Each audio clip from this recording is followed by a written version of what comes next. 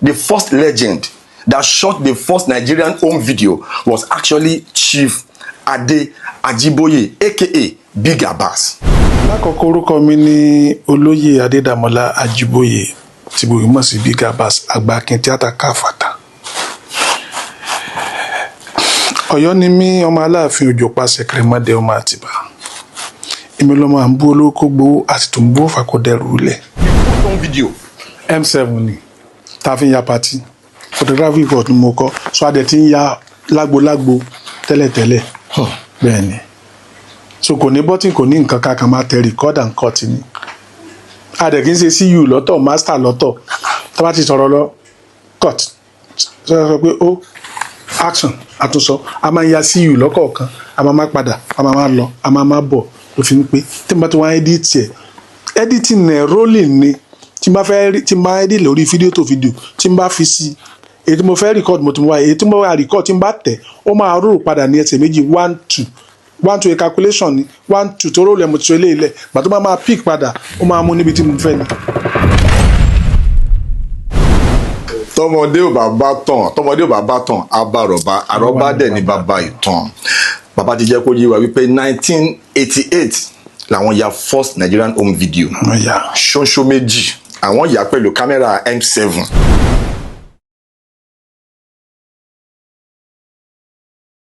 Hello everyone, you are welcome to your favorite show, Unscripted with Jeff Owolewa.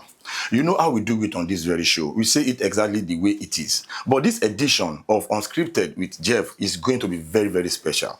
Yes, it's going to be very, very special because this question of who shot the Nigerian first home video, that question has been causing a lot of controversies all over the internet. If you ask some people, they will tell you that it was actually Kenneth Ndubwe that shot the first Nigerian home video with the movie Living in Bondage in the year 1992. If you ask some other people, they will have you believe that it was late Alade Aromire that shot the first Nigerian home video with the movie Ekun in the year 1989. Not until actor Yemi Sholade came out yesterday, he set the record straight. He told us that the first person, the first legend that shot the first Nigerian home video was actually Chief Ade Ajiboye, aka Big Abbas. I have the pleasure, I am highly honored to share the same space with one of our living legends in Nollywood, Chief Ade Ajiboye, aka Big Abbas. Ẹ káàbọ̀ sí orí ètò sà. Okay. Ṣé sà. Ṣé. Daddy, misconception yìí ó ti wà all over the internet. Ma code mix edition yìí ni for a lot of people that does not understand English. Mo fẹ́ kí gbogbo wọn feel edition yìí particularly. Nǹkan tá à ń try láti sọ ni wípé ọ̀rọ̀ wípé ta ló ya sinimá àgbéléwò àkọ́kọ́ ní Nàìjíríà òun la fẹ́ tú lórí ètò lẹ́ni. Inú mi dẹ̀ dùn láti ní living legend Chief Ade Ajiboye aka Big Abbas. Wọ́n máa tú kẹ̀kẹ́ ọ̀rọ̀ yẹn lẹ̀. A máa gbọ́ èyí tó jẹ́ real ìtàn nípa ọ̀rọ̀ tí à ń sọ yìí. Daddy, inú mi dùn láti ní yín ní orí ètò. Ẹ jọ̀ọ́ nípa first home video Nàìjíríà tó ń jà rànràn lórí internet, òun ni mo fẹ́ kẹ́ bá wa tanná sí ọ̀rọ̀ yẹn, kẹ́ bá wa yànnàná ẹ̀ dáadáa kí àwọn tí wọ́n mọ̀ kí wọ́n lè mọ̀ torí pé bá tàn á bá àrọ́bá dẹ̀ ní bàbá ìtàn. Daddy, ẹ káàbọ̀ sí orí ètò. Mo kí yín ẹ káàbọ̀. Ṣé sà. Lákọ̀ọ́kọ́ orúkọ mi ni Olóyè Adédàmọ́lá Ajíbóyè tí gbogbo mọ̀ sí Big Abbas, Àgbàkin tíátà káfàtà. Ọ̀yọ́ ni mí, ọmọ Aláàfin Òjò pàṣẹ Kẹrẹmọdé ọmọ Àtìbà. Èmi lọmọ à ń bú olóko gbowó àti tó ń bú fàkọdẹrù lẹ̀. A bí mi ní 23 of March 1951. Bẹ́ẹ̀ni, mo lọ sí ilé ìwé alákọ̀ọ́bẹ̀rẹ̀ ní First Baptist School ní Fídítì.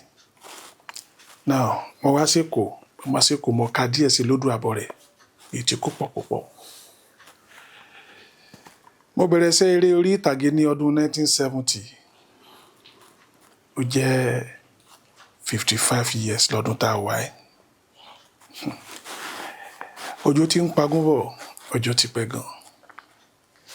Ṣé rí ìbéèrè tẹ́ wá béèrè lónìí ẹ̀yin nìkan kọ́lẹ̀ tí ń bẹ mo ti grant a lot of interview tó ń kakú ń bí mi pé báwo ló ti jẹ́ báwo ló ṣe lọ. bẹ́ẹ̀ ni tá a bá ń sọ̀rọ̀ home video kọ́ ni wọ́n fi bẹ̀rẹ̀ fíìmù ní gbogbo Nàìjíríà o. Àwọn fíìmù ńláńlá fíìmù alágbà 35mm àwọn sẹ́lúlọ́ọ̀gì ńlá náà fi bẹ̀rẹ̀. Along the way nígbà tí à ń bá lọ wọ́n gbé kan dé tó ń pè ní Reverser. Mi ì fẹ́ mọ́ dárúkọ àwọn tí wọ́n ṣe jù bí alára but nínú àwọn fíìmù alágbà tán kọ́kọ́ ṣe bàbá wa late Adelove wọn kọ́ ṣe ìjà òmìnira tí gbogbo wa wò tó jẹ́ Yorùbá film. Bàbá wa Ògúndé náà ṣe àwọn yẹn náà tún ṣe. Náà nígbà tó dé àti Reverser dé àtúnṣe Reverser ní ojú kejì torí fíìmù alágbà yẹn 35mm yẹn ìlú òyìnbó tí máa lọ ra stock náà máa fi yà ìlú òyìnbó tí máa lọ fọ́ so ìwọ tó bá lówó tó wó ò lè ṣe fíìmù nígbà tá à ń sọ yìí. Àwọn èèyàn tó wá gbá research títí ìtawọ̀ ò lè sọ ń pẹ́ tí Reverser fi dé àwa bẹ̀rẹ̀ sí Reverser. Nínú Reverser a ṣe fíìmù kan ní ìgbà tá a bẹ̀rẹ̀ Reverser yẹn a ṣe fíìmù kan tí àkọlé rẹ̀ ń jẹ́ Kọ́kọ́rọ́ Ayé ṣùgbọ́n máa fa ìtàn yẹn sẹ́yìn díẹ̀ kó lè bá yé wa. Ọmọ wa kan bẹ à ń pè ní Muideen Aromiré ó ń ṣiṣẹ́ ní Àríyá newspaper lọ́dún náà lọ́hùn. Ìgbà náà magazine kan tó ń pè ní Atọ́ka ń jáde. Muideen wa mọ bàbá kan tí wọ́n ń pè ní Alhaji Jamiu Solaja ó wà ní Ìjẹ̀ṣà ni wọ́n ń gbé àwọn yẹn ní sinimá. Bàbá yìí ń ṣiṣẹ́ ní NAA Nigerian Airport Authority ó wá close mọ́ Muideen Alade Aromiré dáadáa. Now art and sign ni Muideen Alade ń ṣe ó ń ṣe ní Àríyá newspaper ó wá introduce wa sí Alhaji Muideen Jamiu Solaja. Àwọn náà wá sí magazine gbáyìí tá a pè ní Ìràwọ̀ Oòduà àfi ń kàńtà Atọ́ka ń gbà náà.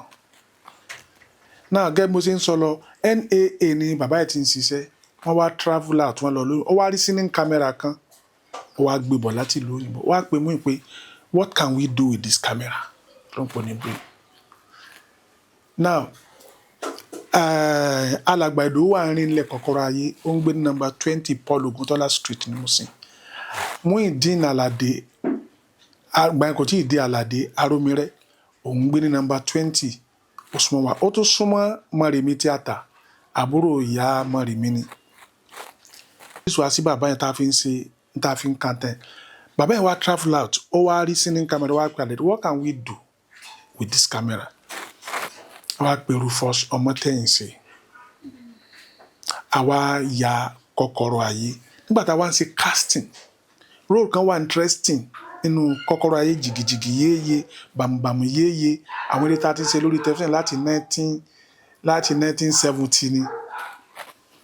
Ó wá lò ní interest lórí role kan tí a pè ní Àlàdé that was 1980 ìbẹ̀rẹ̀ ló ti jẹ́ Àlàdé yẹn. Àlàdé ló fi mọ́ lórí àwọn tó bá jẹ́ living legend táwọn àna fíìmù yẹn wọ́n máa gbọ́n tí mo sọ. Alàgbà Ìdòwú àárín ilẹ̀ Kọ́kọ́rọ́ Ayé tó jẹ́ ọ̀gá gúrúùpù wa ń gbà náà òun náà máa gbọ́ gbogbo tí mò ń sọ yìí. Alhaji Jamiu Solaja kọ́lọ́ ń jẹ́ kẹ́mi tiẹ̀ náà gùn òun náà máa gbọ́ stories mò ń sọ yìí. Mr. Rufus Ọmọ́tẹ́yìnṣe àwọn náà máa gbọ́ nǹkan tí mò ń sọ yìí. So ibẹ̀ ló ti ń jẹ́ Kọ́kọ́rọ́ Ayé àwa ń lọ. Then I am a photographer by profession. Iṣẹ́ fọ́tò lèmi kọ́. Àwọn àti máa ń ṣe video coverage pẹ̀lú M7 camera àtàwọn kámẹ́rà kéékèèké nígbà yẹn lọ́hùn. Wọ́n á ronú pé kíní iná ò ṣe é ṣe kó ṣe ya fíìmù. Àwa kóra wa jọ.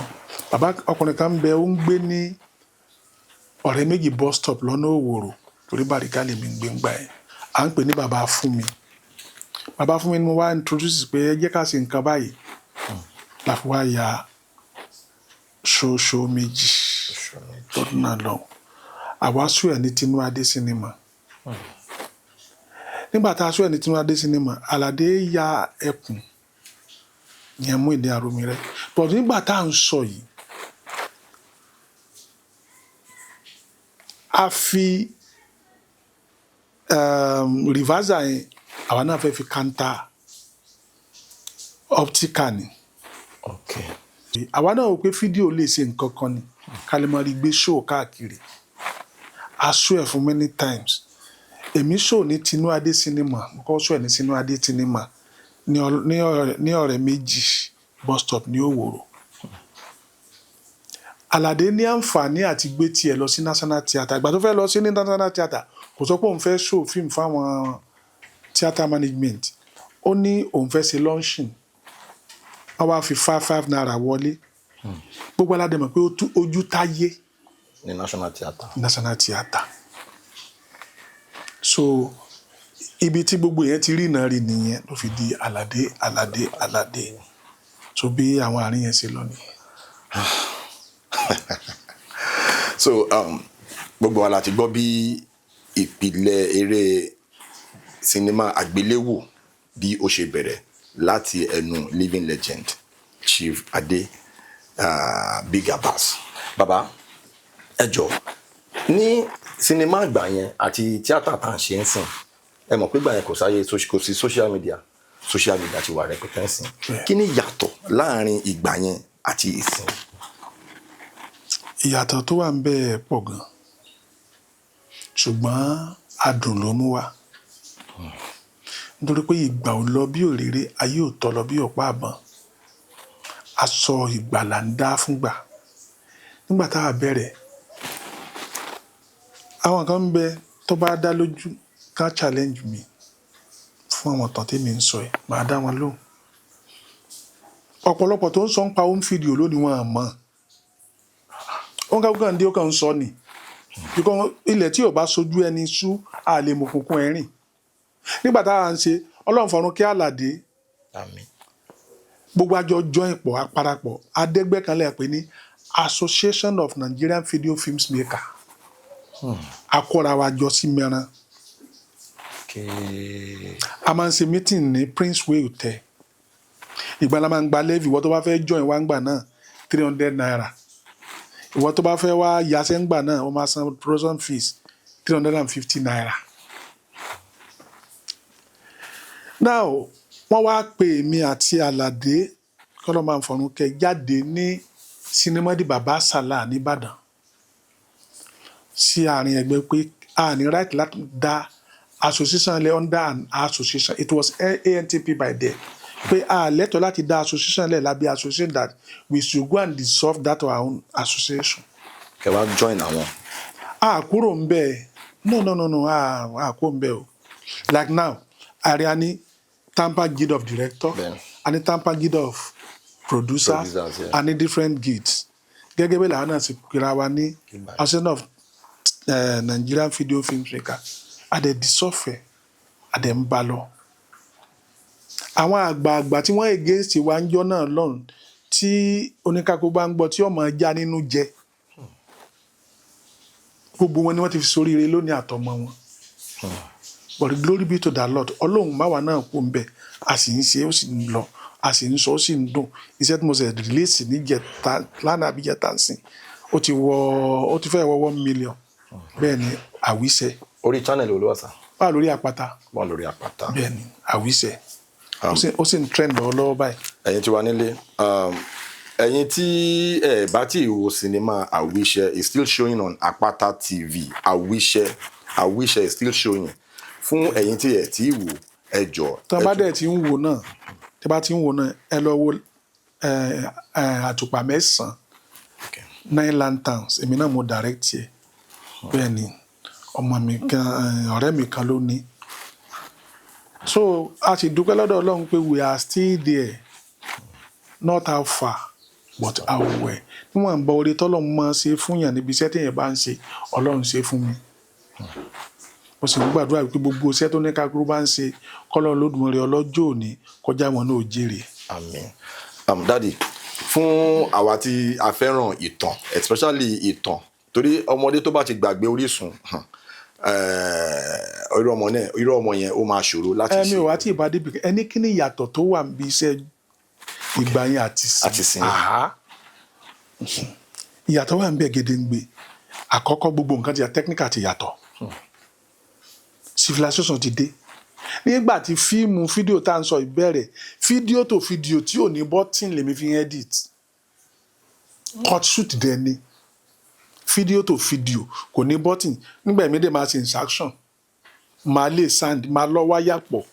Mọ́ra àwọn tó máa fi wọ́ọ̀kì ni. Bẹ́ẹ̀ ni mẹ́ran ní stúdíò mi wà ń gbà náà lọ. Mo ti ní stúdíò mẹ́ran kárọ́mìrẹ́ tó lọ dá ọ̀tọ̀ sílẹ̀. Bẹ́ẹ̀ ni mo ti ń ṣiṣẹ́ ní mẹ́ran, mo ti ní stúdíò tèmi.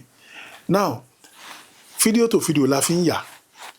Ìgbẹ́ máa ń ṣe effect, máa gé ẹsẹ̀ àfò láì dórí kọ̀ǹpútà, máa sùnyàn ná tó máa jóná, máa ṣe tídà máa fọ. Àwọn tó ń wo interview wọn á mọ̀ pé tí mò ń sọ tòótọ́ ni.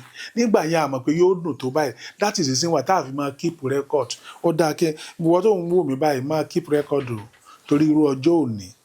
Àwọn nǹkan kan bẹ tó yẹ kí n mọ sọ tá a keep record ẹ̀. Ṣùgbọ́n inú mi dùn wípé mo rẹ́nu fi ṣàlàyé ẹ̀. So nígbà bá dé tán ní lágbájá ló ṣe, títà mọ̀ lórí tán ní lágbájá ló ṣe, ẹ̀rí ọkàn oníkálukú yóò máa jẹ́. Dẹ̀mbó nǹkan bá tẹ̀ ṣe gbọ́ ìtàn ló ṣe máa sọ. So lóde òní technical ti wà, editing kìíní ti wà, tó bá sọ̀rọ̀ kan wà á mọ bó ṣe máa yọ. Èmi máa ń yọ gbogbo àyẹn náà o. Bó bá fẹ́ ṣe effect ìsánsìn wà á bọ́ sórí kọ̀ǹpútà wà á lọ search fún, wà á fi kíní kan wà ń bẹ̀. Ńgbà yẹn èmi máa gbé kámẹ́rà dání, máa gbé ìdàfo ni. Àwọn táwọn mọ̀gbà náà sì mọ̀ lónìí. Máa gbé crowbar fò, máa ṣe wọ́n á fọ́yàn lójú, máa ṣe ojú èèyàn á gé. Nígbà náà lọ́nbọ̀ lóde òní àti ń fẹ́ràn jẹ̀kọ́. Gbogbo àwọn tí wọ́n wá ń rí ṣe ń bẹ̀ lónìí náà ọlọ́mọdé wọn lo ẹ̀yìn. Àwọn tí ò tí ì rí ṣe ọlọ́njẹ kan rí ṣe.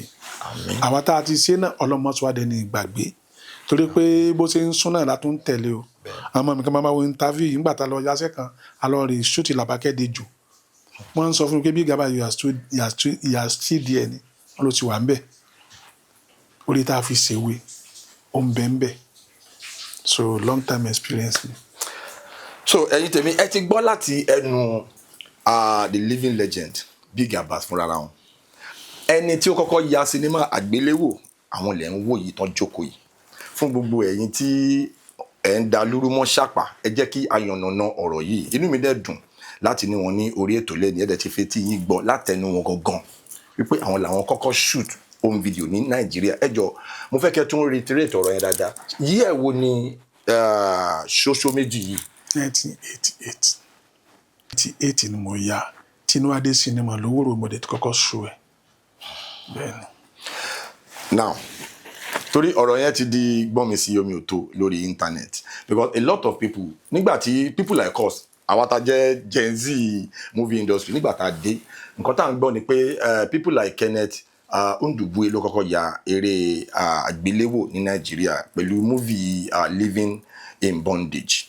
Gbà tó wá yá táwọn Netflix dé Nàìjíríà a wá rí pé wọ́n tún wá ya sequel Living in Bondage tí wọ́n ti yà láti 1992 yes tí wọ́n ti yà yẹn wọ́n wá ya sequel ẹ̀. Mo wá ń sọ ọ́n sìn on record gẹ́gẹ́ bí ọ̀rọ̀ tí actor Yẹmí Ṣọládé sọ lórí íńtánẹ́ẹ̀tì ní àná. Ẹ sà kí ni plan yín because irú legacy yín ni Ṣoṣo Méjì being the first Nigerian home video. Èmi ń wò pé irú fíìmù yẹn ó yẹ kí a lè ya sequel ẹ̀ ní big level kí àwọn generation tó wà sí àtàwọn generation tó ń bọ̀ kí wọ́n lè mọ̀ pé okay this is the first Nigerian home video Ṣoṣo Méjì and this is the sequel. Tá máa gbé lọ sí sinimá tó máa show ẹ̀ ní Amazon tó máa show ẹ̀ ní Netflix tó máa show ẹ̀ ní big screen. Kí ni àwọn plans wo lẹ́ ń ní? Èèyàn kì í fúyẹ́ kó sọ pé ó ń tóbi. Mo ní plan fún but wọ́n ní owó òsì ènìyàn sùn. Àwọn èèyàn mẹ́tọ́ jẹ́ tèmi náà wọ́n ń gbọ́ nǹkan tá à ń sọ. Irú project yẹn téèyàn bá fẹ́ ṣe kì í ṣe project kékeré rárá. Torí wípé nǹkan tá a ṣe ń gbà náà la fẹ́ tún ṣe. But the way tá a máa fi ṣe ń sìn ó gbọ́dọ̀ yàtọ̀ pátápátá technically props whatever. máa lò. Mo kọ́ àwọn tí wọ́n ti ń gbọ́ mi náà wọ́n ti ṣetán láti wá àti tí wọ́n mọ̀ wípé èmi gódógódó bàbá kí ọ̀sẹ̀ nu gọ̀ǹgọ̀ jẹ́ bẹ̀rẹ̀ ògùn gbẹ́ lókè fún àgọ̀ǹpọ̀ fún àtẹnu mi ọ̀wálẹ̀ mọ́ ìgbín kákákẹ́ ibìtì tí ògbójú òní pàgbà pátákó ẹ̀fọn kàkà ní tajà lẹ́nu ó dá mi lójú pé mo mọ̀ pé wọ́n sọ pé àwọn máa fà mí lọ́wọ́ sókè láwọn máa jíjọ sí tó máa fi méèkì. A ti rí bí ó ṣe lọ ní báyìí èmi mọ̀ pé gbogbo àwọn tó jẹ́ stakeholders nínú movie industry ní Nàìjíríà báyìí mo mọ̀ pé tí ẹ bá ti ń rí fídíò yìí wò ẹ jẹ́ kí a parapọ̀ gbogbo bàbá ṣe máa help Big Abbas láti rí i pé a ya sequel Ṣóńṣó Méjì the first Nigerian home video tá a máa yà lórí big screen mo mọ̀ pé ẹ̀ ń wo program yìí ẹ jọ gbogbo agbára tí a bá ní ẹ jẹ́ kí gbogbo wa parapọ̀ torí pé legacy Big Abbas legacy wà ní ilẹ̀ Yorùbá àti ní Nàìjíríà ẹ sà a mọ̀ pé mẹ́rán wà bàtà wà dé industry a máa ń gbọ́ mẹ́rán kakos a tún máa ń gbọ́ Fádèyí kakos a tún máa ń gbọ́ Ọdúnfà kakos ẹ jọ kí ni ìbáṣepọ̀ kí ni nígbà yẹn àti sìn. Ìbáṣepọ̀ wá sì wà níbẹ̀ àtijọ́ ń ṣepọ̀ náà ṣùgbọ́n tá a bá ń sọ̀rọ̀ kakos wípé artist ń wá lọ́yọ̀ọ́ wọ́n ń wá lọ́sùn wọ́n ń wá lógùn mẹ́rán ni everybody ń wá ń gbà náà. Mẹ́rán ni genesis kakos ní Nàìjíríà ń gbà yẹn ní ìwọ Nàìjíríà àti ìmọ̀sọ kakosis mẹ́rán láti name kakos pé ẹja máa pẹ́ra ní mẹ́rán kakos tí gbogbo àwọn ilé tọlọ́fà náà Alhaji Ògún ọ̀pọ̀lọpọ̀ láti Ìbàdàn bàbá wa bá ń gbọ́dẹ fọ́kòkò gbogbo wọn mẹ́rán everybody ń forí balẹ̀ sí bẹ́ẹ̀ ni gbogbo àwọn aláàjì mi láti Ọdúnfà mẹ́rán everybody ń forí balẹ̀ sí láti ń pàdé ṣùgbọ́n àwọn tí wọ́n kọ́kọ́ lọ kó mẹ́rán torí pé ogún ọmọdé ò ní ṣeré fógún ọdún pé ẹ jẹ́ ká dá dúró so àwọn Ọdúnfà ni. Ọdúnfà ló kọ́kọ́ ya. náà kọ́kọ́ lọ nígbà tó Ọdúnfà lọ Fádèyí tẹ̀lé àfẹnití ò bá parọ́ àtàbá fẹ́ sojú ìsàlẹ̀ tó fẹ́ máa sọ̀rọ̀ náà sọ pé tí mò ń sọ kò rí bẹ́ẹ̀ ẹni tó bá dẹ̀ mọ̀ pé kò rí bẹ́ẹ̀ kó sọ ọdún tí kákọ́ọ̀sì míì ti síwájú mẹ́rán kó tó di pé mẹ́rán bẹ̀rẹ̀ kó tó di pé àwa ti ń ṣe kákọ́ọ̀sì àlejò rẹ̀ kájọ máa káàkiri bọ̀ pé wọ́n ń wá látọ̀sùn wọ́n ń wá látòǹdó fún shooting of movie mẹ́rán ni. The first caucus nínú Yorùbá movie industry mẹ́rán ni a dẹ̀ máa ń gbọ́ mẹ́rán yẹn ẹ jọ sà ẹ bá wa dárúkọ àwọn tẹjọ máa ń ṣe mẹ́rán caucus yẹn ní ìgbà yẹn. wọ́n sì ń bẹ láyé wọ́n sì ń bẹ díẹ̀ náà nínú wọn ni ó ti ṣaláìsí irú Rafiu Nafiu aka Alápínní. ok Apínní Òòṣà. àjọwà ń bẹ ni bẹ́ẹ̀ ni irú Ògúntádé Ẹlẹ́kọ̀ọ́rùn àjọwà ń bẹ ni Abija àjọwà ń bẹ ni late Fádèyí Olóró àjọwà ń bẹ ni àsìkò alẹ́ àwòrán Ògún alẹ́ sì wọ́dọ̀ lọ́sùmọ́dé gbàmọ́ lọ́wọ́ ọmọ ojo òbítúkú aláwọ̀ wà pa àjọwà ń bẹ ni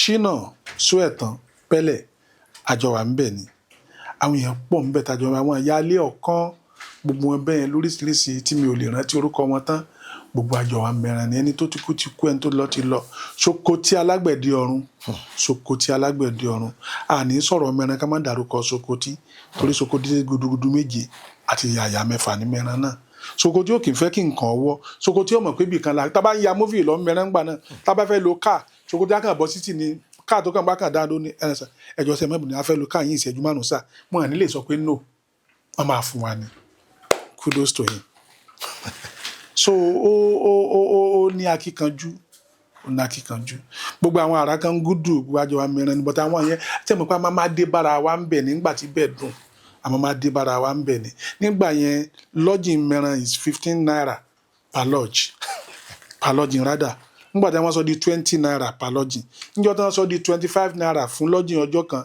lèmi bínú gbalé 35 naira per month ní mẹ́rán mo fi bẹ̀ sí studio mo kó irinṣẹ́ mi síbẹ̀ kẹlẹ́ mọ́ bó ṣe pẹ́ sí. ẹ̀yin tí wà nílé gbogbo ẹ̀ náà lẹ gbọ́ bí ó ṣe lọ ẹ jọ mẹ́ran tí àwọn bàbá ń sọ yìí ta ló kọ́kọ́ jókòó pé ok ibi báyìí ẹ jẹ́ ká máa jókòó síbẹ̀ ká sọ di base ká sọ di caucus. ẹn tó ṣẹlẹ̀ ni pé hòtẹ́ẹ̀lì níbẹ̀ òǹkàkú náà wá ṣe fíìmù ńbẹ̀ ni production náà gbé wá sí Mẹ́ràn tó ń kàwé tá a fi ń pàdé pé ẹja kúkú jókòó ń bí i ká máa ṣe nǹkan báyìí bí ká lè máa ríra wa before Mẹ́ràn àti lọ sí so many places láti lọ gbogbo Ìgàndò Ẹ̀gàn àlọ́sẹ̀ńbẹ̀ gbogbo Ẹ̀gàn àlọ́sẹ̀ńbẹ̀ tá a jókòó pa síbẹ̀ tá n káàkiri kó tẹ pé Mẹ́ràn la tó fi àbọ̀ sí.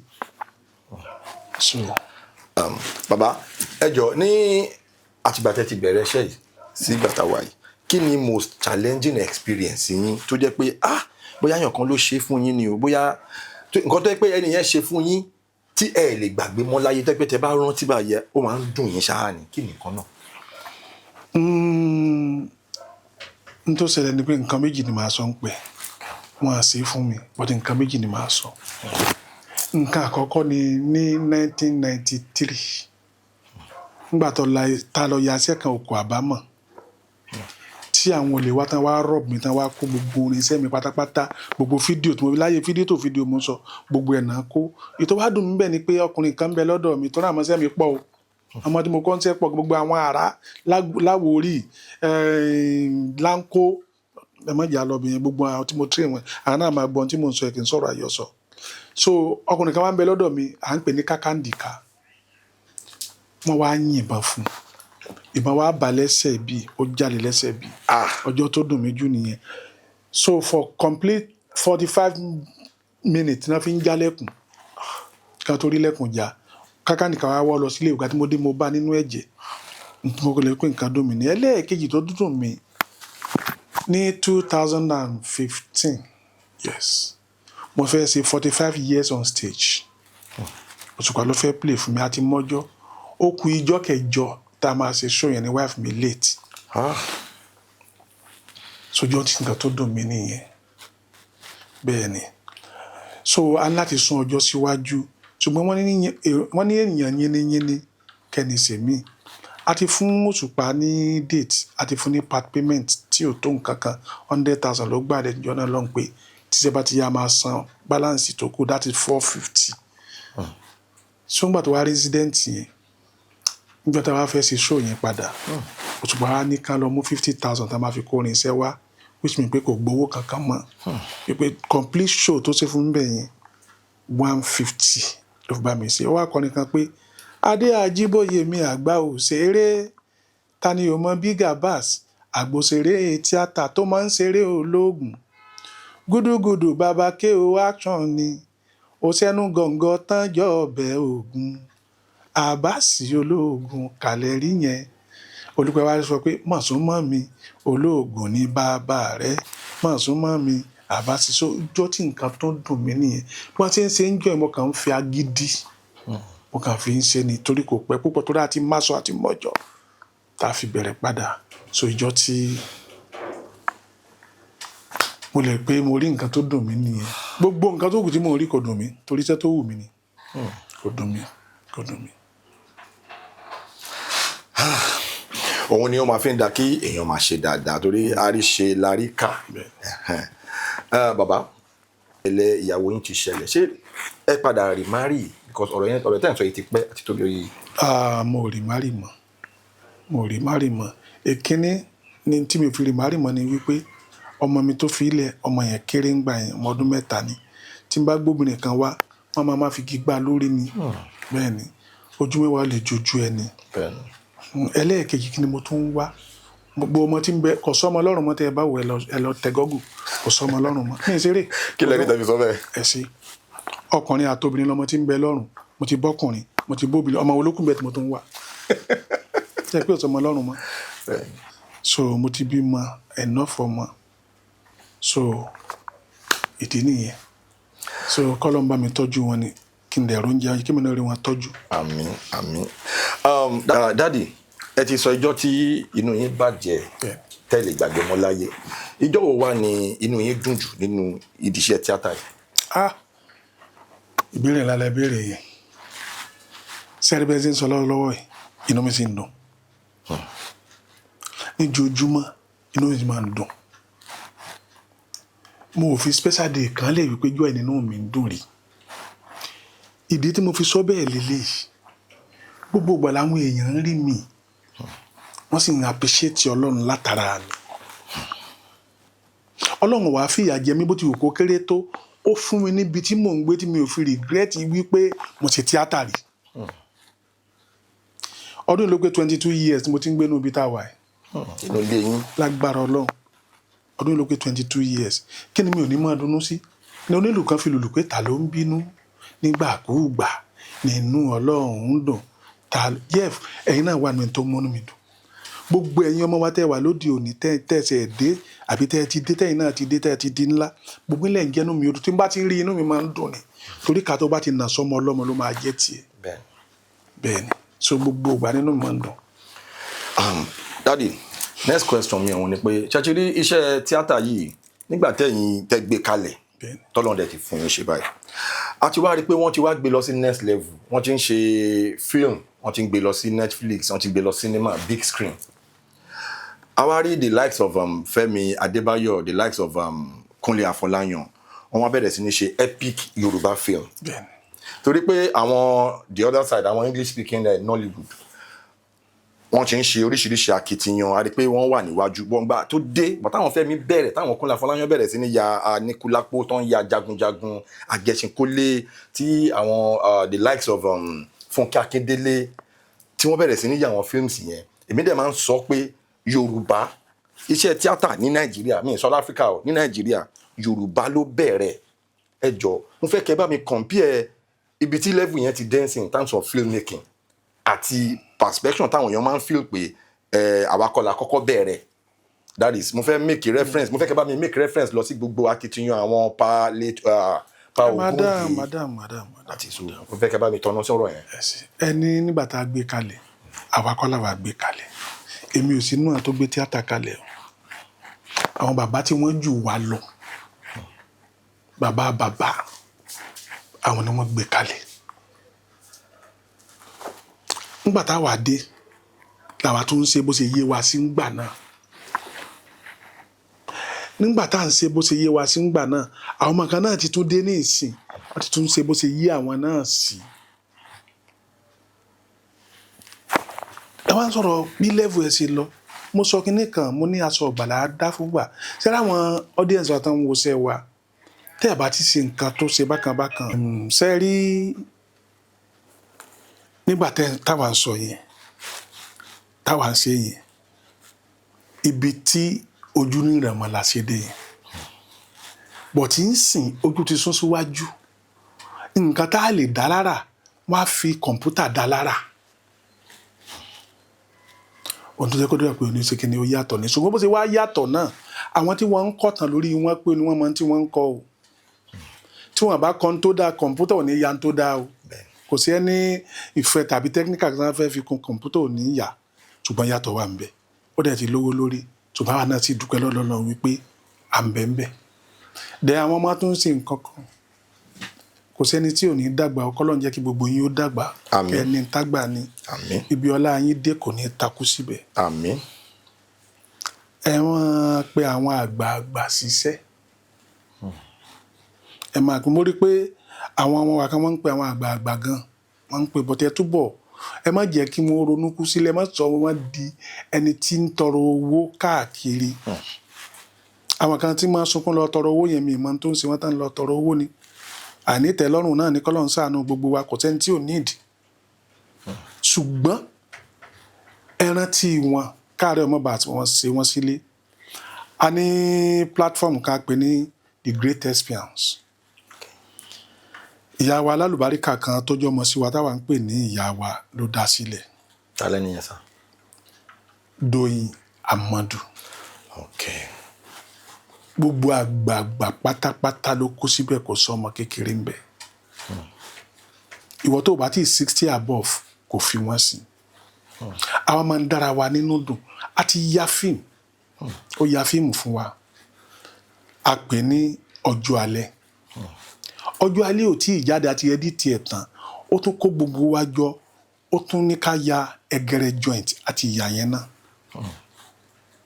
ó wà lórí thespian Nollywood kìíní ló wà. So ó kó gbogbo àwọn àgbàjọ ń dùn wá nú, kò ń fi gbàkànbọ̀kan nú, kò ń gbẹ́nìkan lórí ẹnìkan. Ó wá tún ṣe kì í ṣe pé wá kó àjọ dàbẹ̀ lásán, ó ń ṣe tó tó àti tó yẹ fún wa. Ó lè wò sòsò orí kẹ́yà àwọn thespian ń lọ sókun, gbogbo aláma kọ́ lọ sí beach. Èyí tá a ti darí ń sìn alá lọ sí igbó orúnmọlẹ̀ jungle, gbogbo alá lọ síbẹ̀. mo rí Mo wà ń bẹ̀, mo ń ro sẹ̀mó nínú ẹ̀ báyìí, mo ro sẹ̀mó. So kò fẹ́ nìkan kẹ́nìkan torí pé kò fẹ́ kọ́pọ̀lọpọ̀ ronú sí kú sílé ni. Kò sí yẹn nìkan, gbogbo àwọn tán bá kù díẹ̀ kan ní okun ara àtàlàáfíà tó tó, ó tún ń support wọn, ń tọ́jú wọn. Ọ̀rọ̀ tí mò ń sọ yìí, jungle tá a lọ, my global president in person of Ọ̀túnba Amusan Babalatin, wọ́n wá. Kọ́lé Afford ó wá. Àwọn tán lọ́kọ̀tọ̀ wọ́n wá. Òun náà dá sí. Ó ń pe àwọn èèyàn kì í ṣe pé ń tọrọ owó wípé ẹ máa dá sí, wípé igi kan ṣoṣo kì í dágbó sí. wọ́n tí wọn òun náà la máa keep wọn active. A ní láti wá abandon gbogbo wọn. We have a lot of roles tí wọ́n lè ṣe nínú àwọn movies wa. Màá fún yín ní instance kan. A sọ̀rọ̀ movie kan Àwíṣẹ lẹ́ẹ̀kan. Àwíṣẹ is still showing on Apata TV. In 2 weeks, movie yìí ó ti garner 1.5 million views lórí Apata.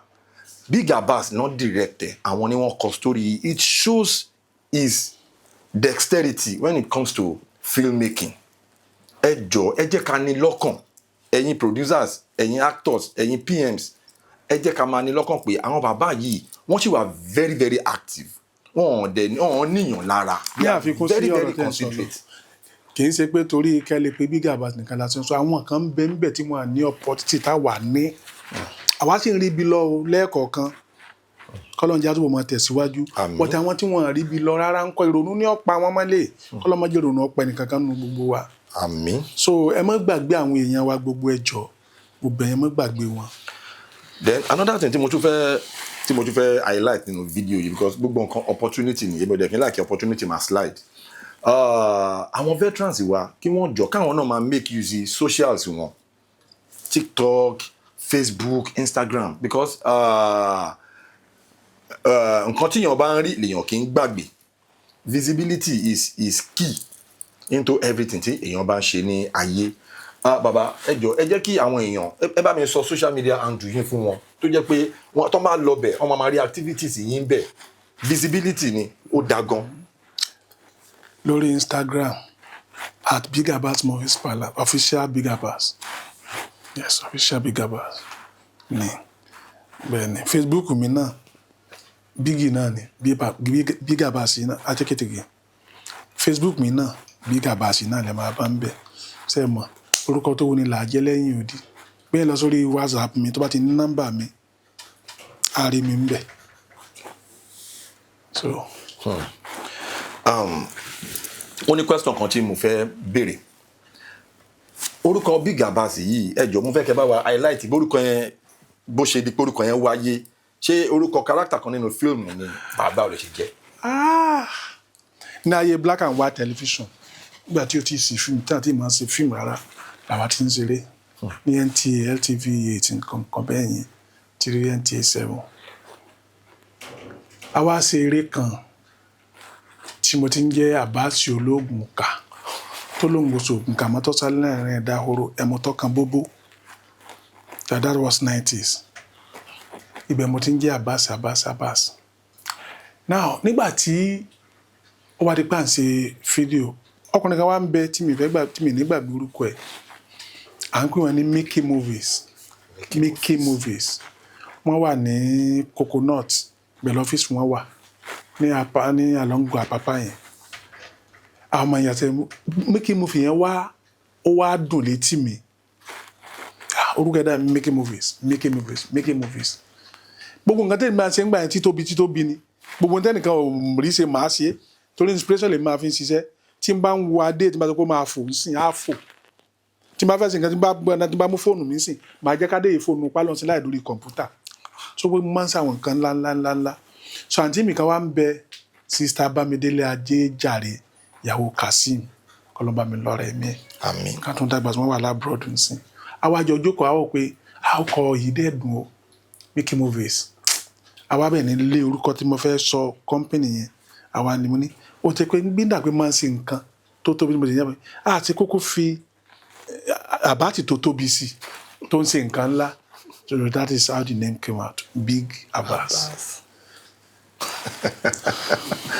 ẹ̀yin tèmi ẹ ti gbọ́ àṣírí orúkọ Big Abbas yẹn orí ètò yìí láti padà tú inú mi dẹ́dùn gan dáàdi ẹ jọ̀ọ́ mo fẹ́ ká draw curtains sí orí program yìí but before ká tó lọ ẹ jọ̀ọ́ ìmọ̀ràn wọn ọ̀rọ̀ ìyànjú wo lẹ máa gba àwọn tí wọ́n ṣẹ̀ṣẹ̀ ń join ní industry àtàwọn tó wà ń bẹ̀ ń sìn.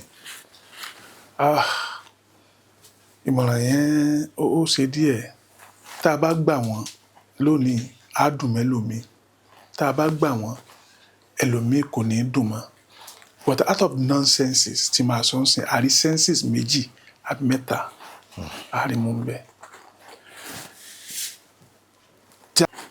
ó ti lówó lórí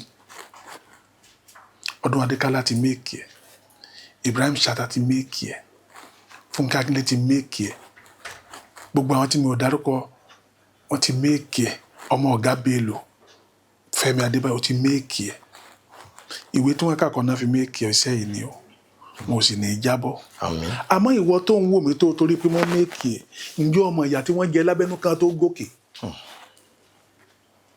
gbogbo ilẹ̀ bẹ́fọ̀n lábàtà ẹ wá yọ̀bẹ tì í omi kọ́ ló mu kú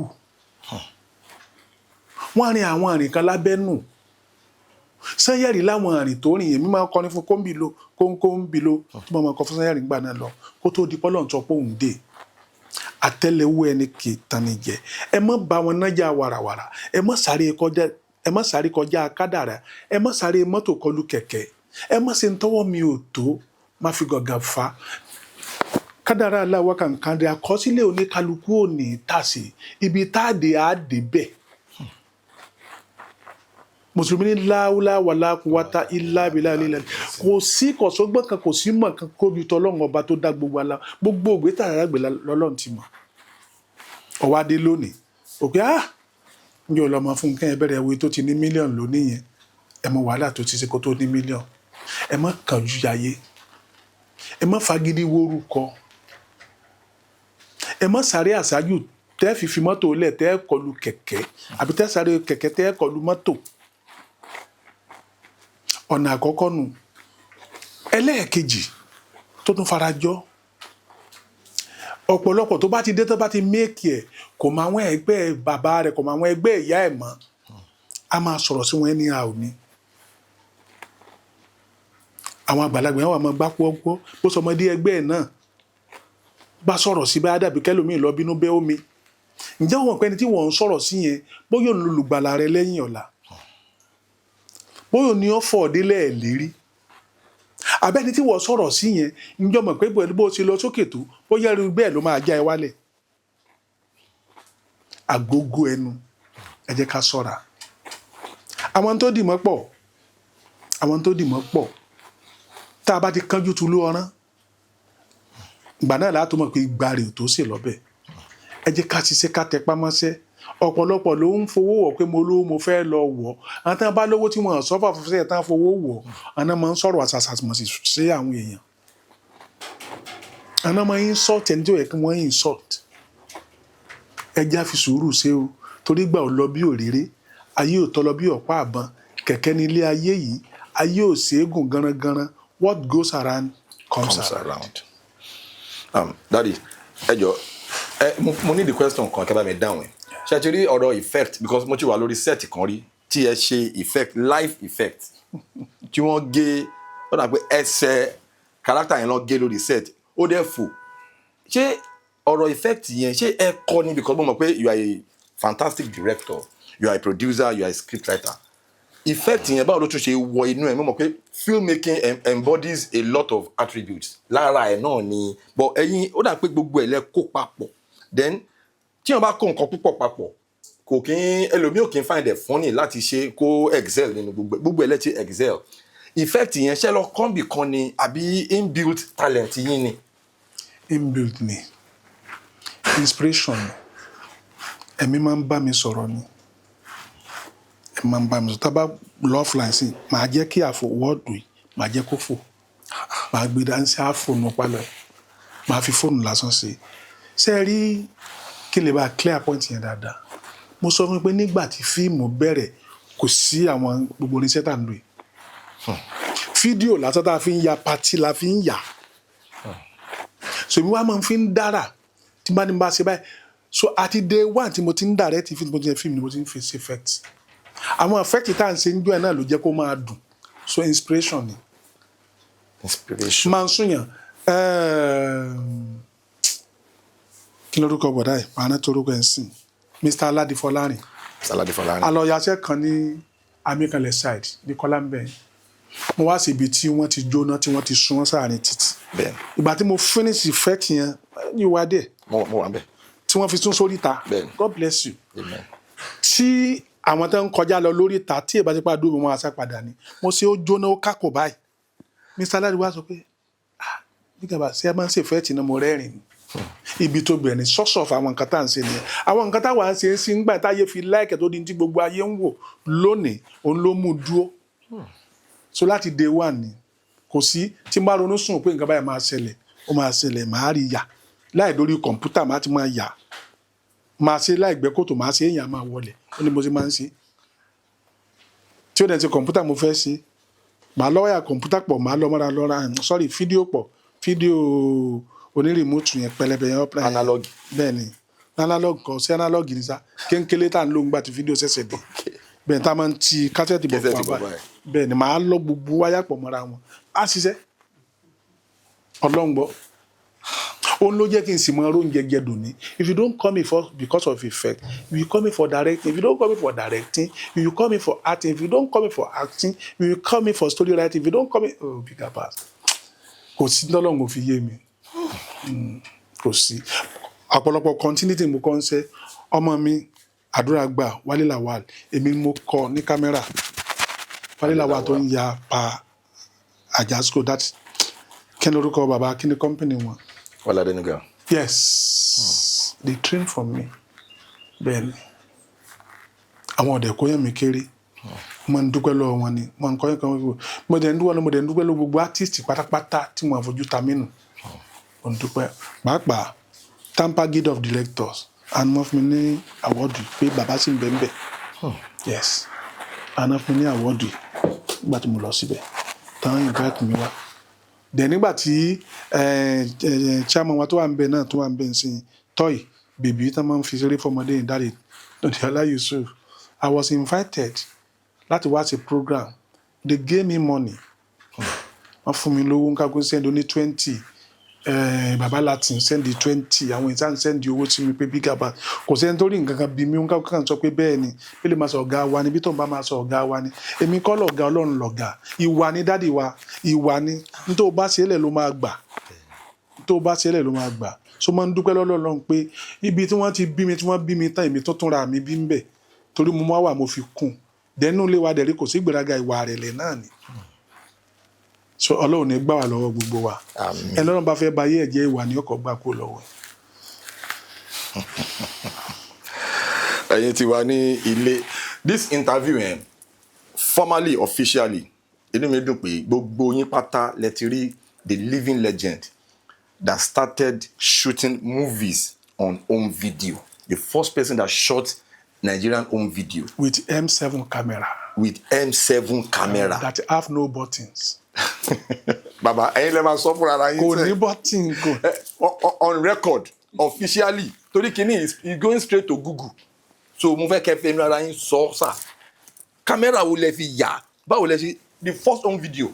M7 ni ta fi ya party I told you I'm an photographer photography course ni mo kọ́ so adẹ ti ń ya lágbo tẹ́lẹ̀tẹ́lẹ̀ bẹ́ẹ̀ ni so kò ní button kò ní nǹkan kan máa tẹ record and cut ni adẹ kì í ṣe CU lọ́tọ̀ master lọ́tọ̀ tó bá ti sọ̀rọ̀ lọ cut sọ pé ó action àtúnsọ a máa ń ya sí yù lọ́kọ̀ọ̀kan a máa má padà a máa má lọ a máa má bọ̀ ló fi ń pé tí n bá ti wá edit ẹ̀ editing ẹ̀ rolling ni tí n bá edit lórí fídíò tó fídíò tí n bá fi sí èyí tí mo fẹ́ record mo ti mú wá èyí tí mo wá record tí n bá tẹ̀ ó máa rò padà ní ẹsẹ̀ méjì 1 2 a calculation ni 1 2 tó rò lẹ̀ mo ti sọ eléyìí lẹ̀ gbà tó máa pick padà ó máa mú níbi tí mo fẹ́ ni.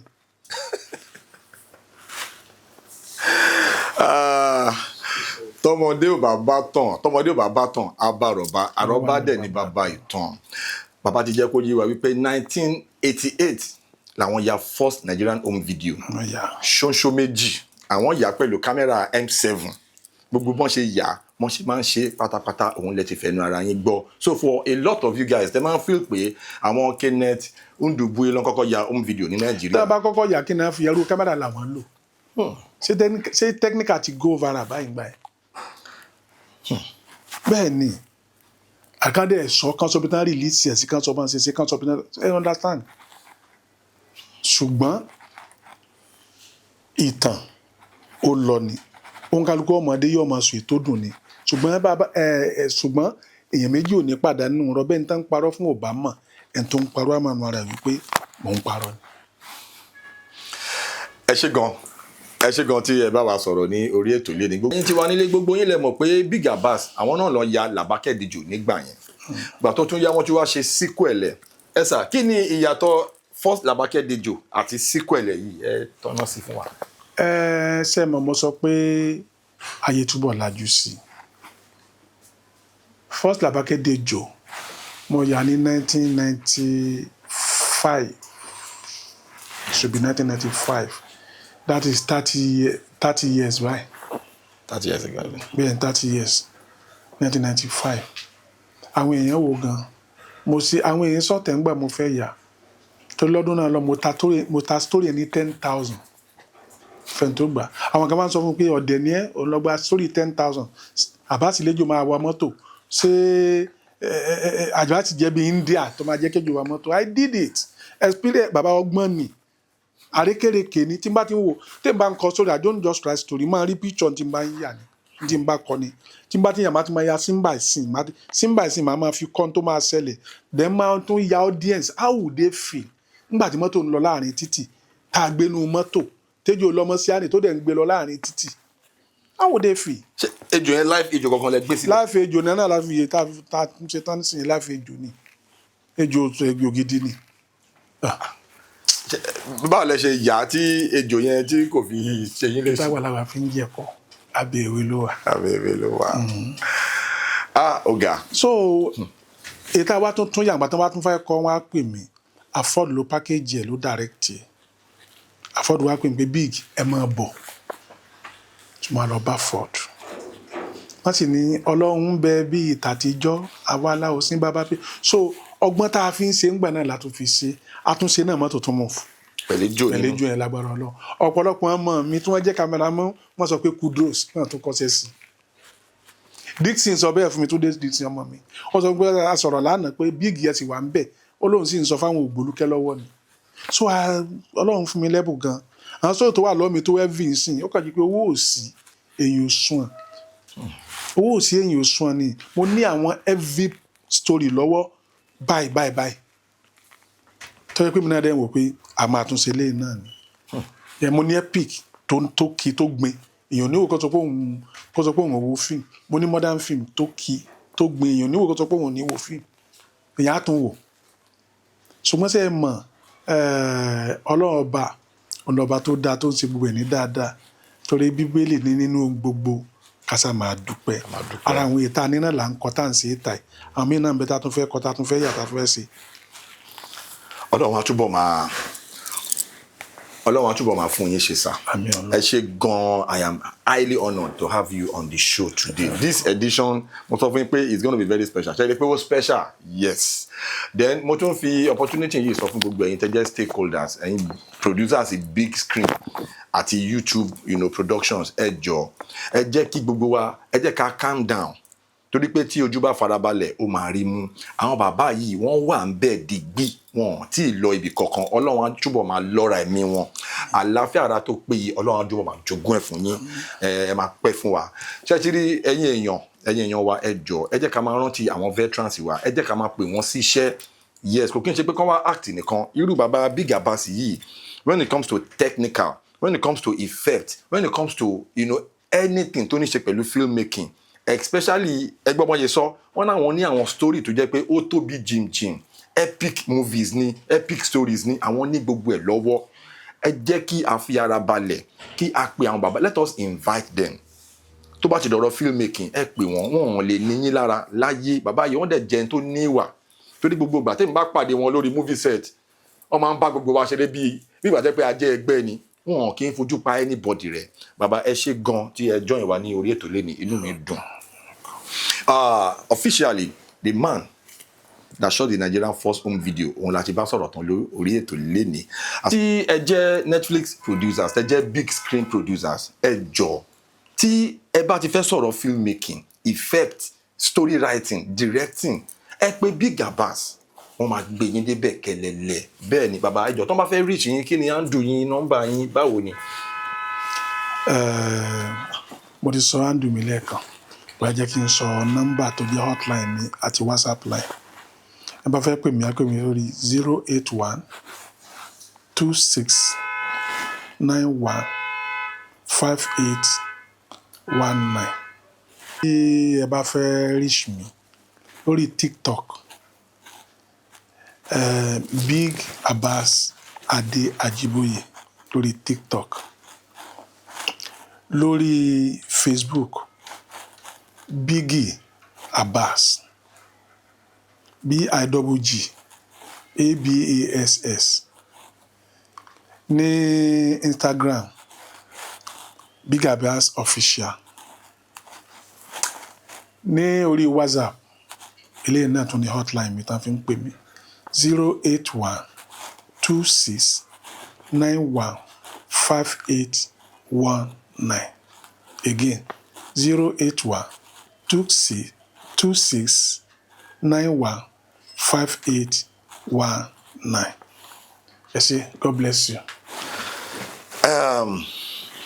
ẹ ti rí bí o ṣe lọ lórí ètò inú mi dùn gan láti ní wọn ní àlejò ní orí ètò lẹ́ni. Thank you so much for watching. Please, as I come your way next time on the same station, Jeff Owolewa TV, do not forget to subscribe and smash that notification bell. So when my next video is popping up, you're going to be the first to see it. God bless you for watching my videos. God bless you for dropping those beautiful comments.